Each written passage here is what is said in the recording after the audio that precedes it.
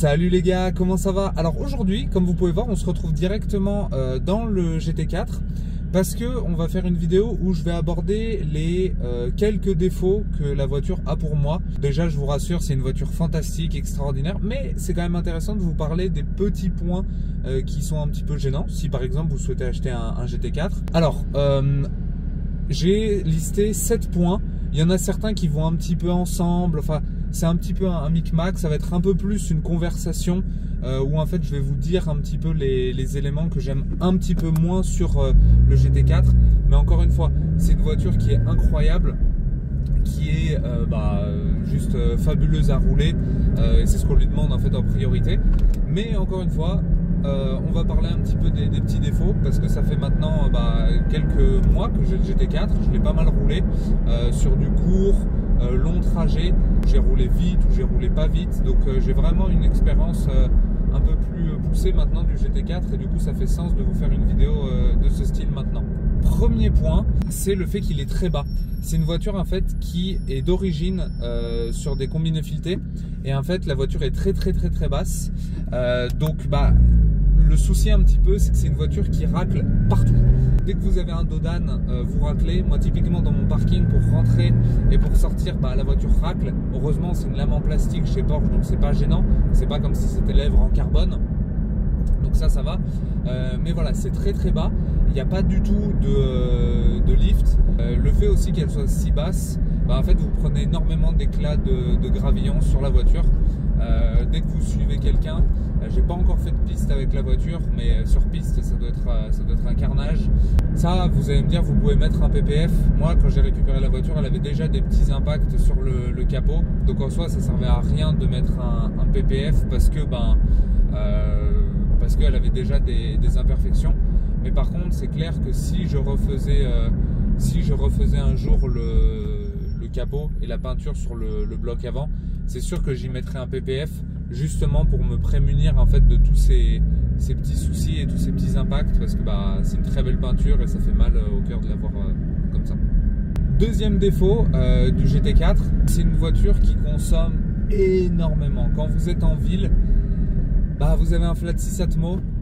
C'est un flat 6 qui fait énormément de bruit quand vous montez dans les tours, qui est un peu pousse au crime. Du coup vous avez toujours un petit peu envie de tirer dans la voiture, et du coup vous consommez énormément. Heureusement le réservoir est assez volumineux, donc ça c'est cool. Et sur autoroute, quand vous êtes en 6ème, ça consomme plus trop, du coup ça c'est pas mal. Mais c'est vrai qu'en ville, vous voyez la jauge d'essence qui fond comme neige au soleil. Bon, après vous achetez une voiture de sport Atmo qui procure énormément de sensations, donc en soi la consommation d'essence c'est pas non plus ce que vous regardez trop. Moi, pour vous donner un ordre d'idée, j'ai même pas regardé le menu de la console. Je sais d'ailleurs même pas s'il y en a un, sans doute, mais je l'ai même pas cherché, de peur de voir le chiffre qui allait apparaître. Et aussi parce qu'en soi, quand j'ai acheté cette voiture, j'avais mon budget essence, et en soi je m'en tape de consommer. Enfin, si j'ai acheté ça, c'est que je peux la nourrir en essence, quoi. Donc voilà. Mais voilà, prenez-le en compte quand même. C'est une voiture qui consomme vraiment pas mal, honnêtement. Surtout que vous allez en fait toujours vouloir tirer et rouler un petit peu fort avec. Troisième défaut sur le GT4, ça j'avoue que c'est un truc auquel j'avais pas du tout pensé quand je l'ai acheté et qui m'a surpris. C'est que c'est une voiture qui n'a pas de radar de recul, donc elle n'a pas les bip bip et elle n'a pas non plus la caméra. Et en fait, vu que dans votre rétro vous avez l'aileron qui prend toute la place et qu'elle a des hanches très larges, en fait vous n'avez aucune visibilité. Donc moi, la première fois, le premier jour où je suis rentré dans le parking, je reculais et je me disais mais il n'y a pas les bip bip. Et à un moment j'ai arrêté la voiture, je suis descendu pour vérifier, et j'étais vraiment proche du mur parce que je me suis fait surprendre, et j'étais convaincu en fait qu'une voiture comme ça est de cette année, parce que c'est une 2016, donc c'est pas non plus un dinosaure. J'étais sûr qu'elle allait avoir les bip bip, mais du coup elle les avait pas. Du coup prenez ça en compte quand vous l'achetez, parce que ça peut être super surprenant. Et du coup ça fait que c'est une voiture qui n'est pas très simple à manœuvrer quand vous allez en ville ou quand vous essayez de la garer, parce que vous voyez rien à l'arrière, les rétros sur le côté vous voyez pas trop vu que les ailes sont très larges. Le fait aussi que vous êtes assis très bas dedans et que la hauteur de caisse, vous voyez quasiment rien en fait. C'est vraiment Quand vous y faites, vous comprenez le gabarit de la voiture, mais au début, c'est un peu perturbant vu que vous êtes assis très bas. C'est compliqué des fois de bien se rendre compte un petit peu de l'environnement autour de vous. Pas de bip bip, pas de caméra, rien du tout. Donc c'est comme à l'ancienne, quoi. Vous passez la tête par la vitre et vous essayez de juger un petit peu et voir où vous en êtes par rapport au mur.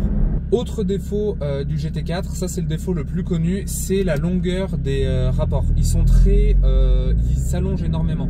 Là typiquement je vais vous montrer, là je suis en deuxième et en fait ce qui est fou c'est que la deuxième elle monte tellement haut qu'avant de pouvoir passer la troisième quand vous êtes en zone rouge, bah en fait vous êtes vraiment en grand excès de vitesse, donc c'est un peu pénible. Là on va respecter les limitations, mais vous allez voir, je vais tirer la 2 et vous allez voir le temps qu'elle prend. Là on est en 2.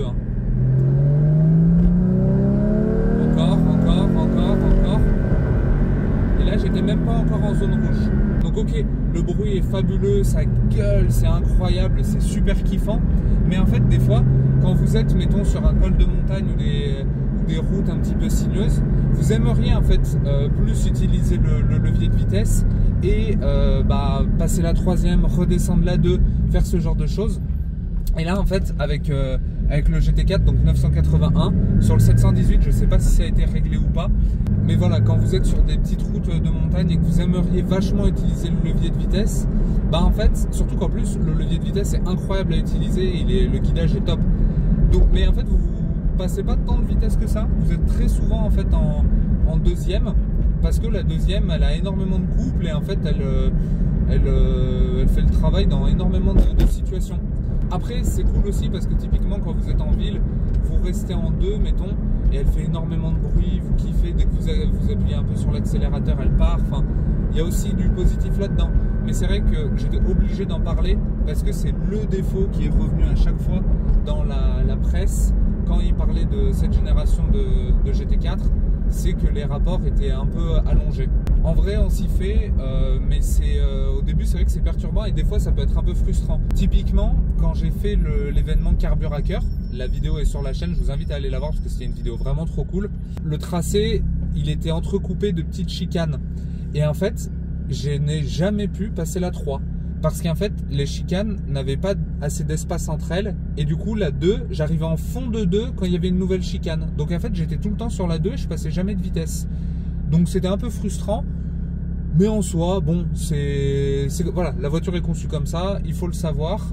Ça a des qualités aussi, ça a des avantages, mais des fois ça peut être un petit peu frustrant. Autre point aussi qui est un petit défaut sur le GT4, paradoxalement c'est les baquets. Donc les baquets, moi je suis fan absolu, ils sont magnifiques, ils sont splendides, tout ce qu'on veut, ils maintiennent super bien, enfin j'adore les sièges de cette voiture. Par contre, quand vous faites des longs trajets, donc là quand on fait un peu de ville ou qu'on s'amuse un petit peu, ça voilà, c'est nickel. Par contre quand vous faites des longs trajets de l'autoroute, wow, au bout de 3 heures, le dos il vous supplie d'arrêter quoi, genre c'est vraiment douloureux, donc faut mettre son petit coussin. Je l'ai jamais fait mais je pense que ça résoudrait le problème. Mais ouais, c'est pas des sièges très confortables. Après, c'est des sièges qui sont adaptés pour la piste, vous avez les harnais, etc. L'autre point par contre auquel vous ne pensez pas nécessairement quand vous achetez cette voiture avec des baquets comme ça, c'est que typiquement, quand vous la garez, qu'il y a une autre voiture qui se met à côté de vous et que vous n'avez pas énormément de place pour ouvrir la portière, c'est une galère pour sortir parce que vu que vous êtes très bas et que les sièges enveloppent vachement jusqu'à vos hanches, et ben en fait vous vous retrouvez à avoir beaucoup de mal à sortir parce qu'il faut quand même vraiment se soulever du siège, mais la portière elle est à peine ouverte, enfin c'est une galère sans nom honnêtement ça. Donc moi j'ai de la chance dans mon parking, j'ai pas ce genre de soucis. Par contre ça m'est déjà arrivé de la garer et effectivement quelqu'un s'était mis, il s'était même pas réellement serré à côté de moi, il s'était mis d'une façon à peu près normale. Mais c'était super dur de rentrer dans la voiture et d'en sortir sans éclater les passages de porte et tout ça. C'est un petit défaut sur ces sièges, mais encore une fois, c'est des sièges qui ont vocation à bien vous maintenir, à être très jolis et à être efficaces quand vous faites de la piste par exemple. Et là, c'est mission accomplie. Donc en soi, c'est un peu compliqué de les critiquer, mais voilà, je vous donne au moins l'info. Autre défaut sur le GT4, c'est que vous n'avez pas Apple CarPlay. Donc là je vous mets des images, vous savez c'est l'ancien PCM de chez Porsche, donc ce qu'ils appellent le PCM en gros c'est le panneau avec la radio, ce genre de choses. Il n'y a pas Apple CarPlay. Typiquement moi dans la Type R j'avais le grand écran où je pouvais justement mettre le GPS ou Waze, ce genre de choses.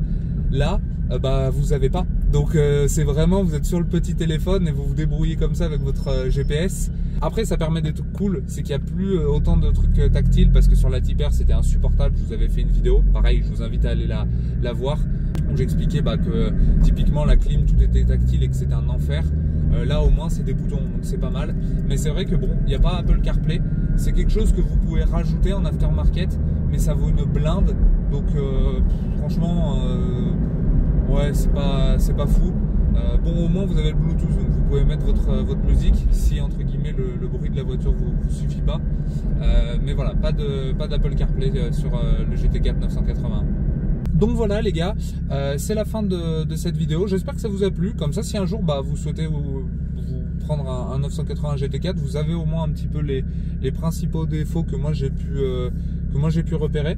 Je vous ferai peut-être à l'occasion une vidéo où justement je récapitule par contre les 5 grandes qualités de la voiture. Vous les connaissez sans doute, mais c'est toujours sympa de faire une petite vidéo condensée. Je l'avais fait sur la Type R. N'hésitez pas à mettre un pouce bleu en bas de cette vidéo. À mettre en commentaire le défaut qui pour vous est le plus problématique sur le GT4, et peut-être que vous d'ailleurs vous connaissez d'autres défauts sur le GT4, donc n'hésitez pas à me le dire. Profitez bien de vos road trips, profitez bien de vos voitures, et puis nous on se dit à la semaine prochaine pour une nouvelle vidéo. Ciao ciao.